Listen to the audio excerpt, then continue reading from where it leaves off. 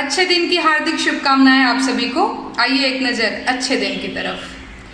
कि कान्हे झोली हाथे कटोरा थमाई गईले, अच्छा दिन आई गईले हो। कान्हे झोली हाथे कटोरा थमाई गईले, अच्छा दिन आई गईले हो। आत्मनिर्भर भारत। बास छिलो बासवे से बेना बनाओ, अरे बेना बेची बेची आत्म निर्भर हो जाओ। कि डेवलपमेंट के आस पे बांस ढुकाई गईले, अच्छा दिन आई गईले हो।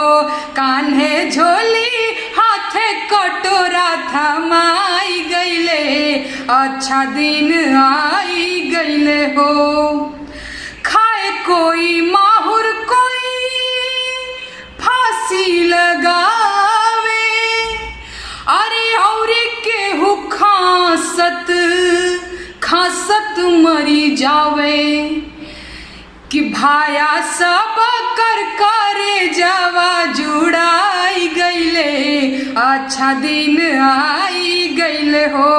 कान्हे झोली हाथे कटोरा थमाई गईले, अच्छा दिन आई गईले हो।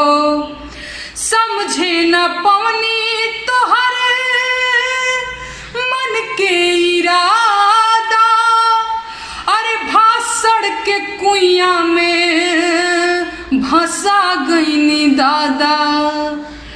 कि साहेब बन के बाहर रुपिया देखाई गईले, अच्छा दिन आई गईले हो। कान्हे झोली हाथे कटोरा थमाई गईले, अच्छा दिन आई गईले हो।